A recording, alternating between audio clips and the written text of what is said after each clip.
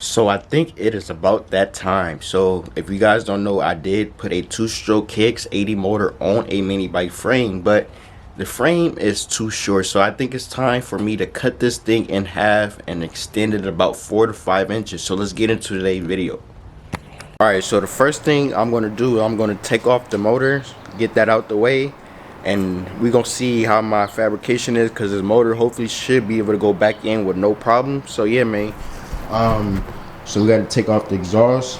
We got a motor mount here in the front, and we got a motor mount in the back. So nothing too crazy. It's a simple setup. I do probably got to sooner or later brace it from here to there somewhere, because once I get this thing running right, it should have a lot of torque, a lot of power. So yeah, man, so let's go ahead and get this motor off. So first thing we're gonna probably do is take the chain off, take this tensioner off.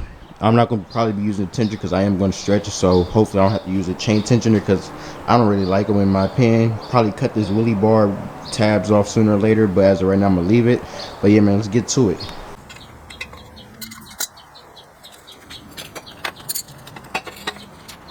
Alright, so when we made this exhaust and how we cut it, we thought about the future, because some people would have cut it and welded it where it's impossible to get it in and out.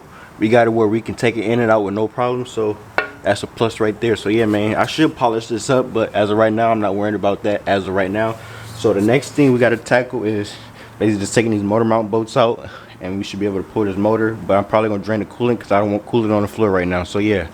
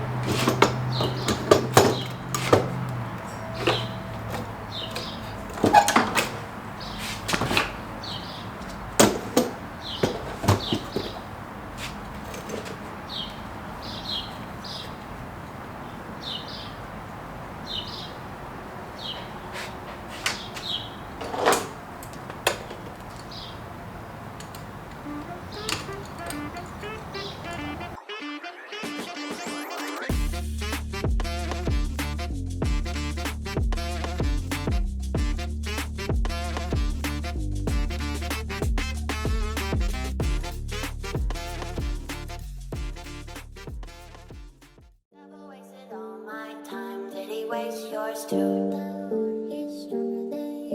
He's asking for my soul, he doesn't know that the Lord is true.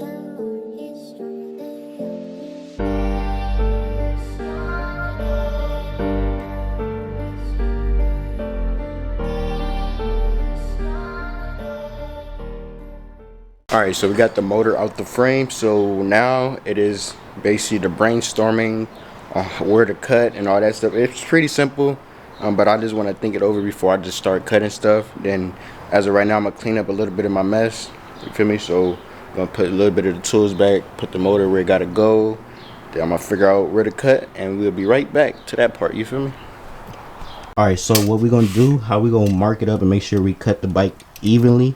I'm going to use this tab right here. This is what we mount our seat to. So I'm going to put the tape measure there and measure out 4 inches. Then I'm going to just mark a little white line at the 4 and use the tape measure and go all the way down so I can get a straight even line. I'm going to do the same thing on both sides, so we have basically a reference mark where to cut. So like I said, both sides will be even. So we're going to go ahead and get to that.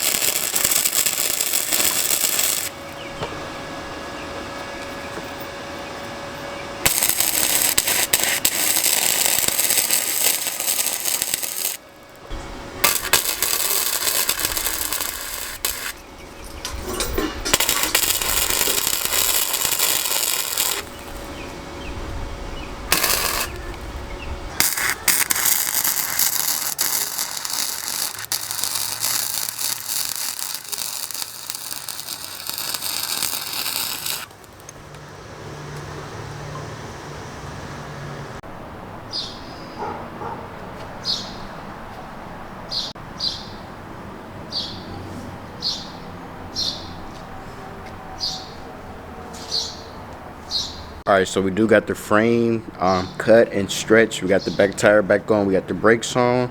So next thing we got to do is put the motor on and probably figure out the jetting for the carburetor and stuff like that. Hopefully we can get it running today. Well, we are gonna get it running today, and hopefully I can do it all in one video. But yeah, man, came out pretty cool. So I'm not gonna lie, the metal that I bought was a little bit thicker, but it worked in my favor because I was just able to mock it up basically like perfect to this one and just tack it, so everything is pretty much straight as I can get it by eye.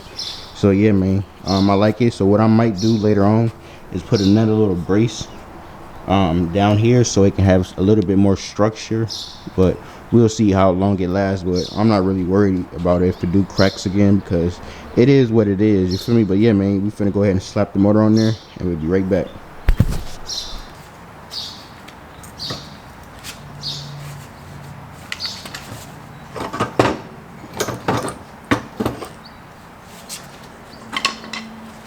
So it is crazy how this motor just slide in right. So I had to slide the back end first, then the front just dropped right in. So it's crazy how I basically did everything by eye. When we cut these tabs, we just used a plasma cutter and just cut it. So we didn't do like all that fancy stuff people do when it comes to like custom stuff. It just slid right in. So that's something I kind of like about my craftsmanship, is like I can just eye something without having to use a special tool. Like, it's crazy just how it just slid in there. But yeah, man, we finna get the bolt in there. We finna go crazy, you feel me? So yeah. So yeah, man, as y'all can see, sprocket is dead on, and like I said, I still got adjustability with these lock collars. I can scoot it over just enough on each side, so that is good right there. So if anything, if I don't have enough chain, I'm gonna probably take a trip to Mini Bike Tommy's and get the rest of the 40 chain that I would need. But I'm finna go ahead and tighten up the motor, get the clutch back on, basically a bunch of little stuff. But this is it, you feel me? So yeah.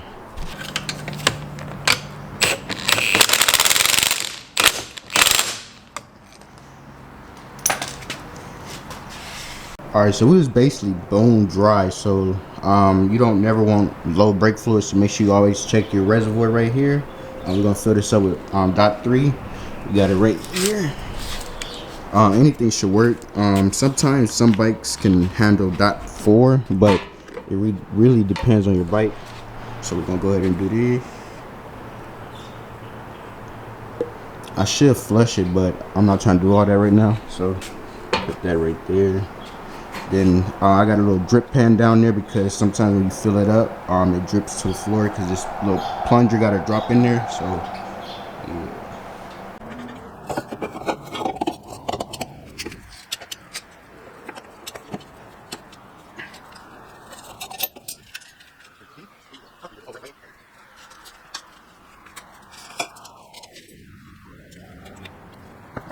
This is the fun part. This is kind of something I try to do. I think it makes sense to press the vibrate. Sometimes get annoying. Alright, that's cool.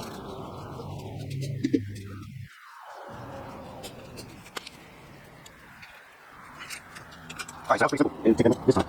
So yeah. Alright, so the bike is basically done. We just got to get this carburetor cleaned out. So this is a no-no for two-stroke, because I left two-stroke in there, so I guess the oil kind of gummed up. So we got to clean that out.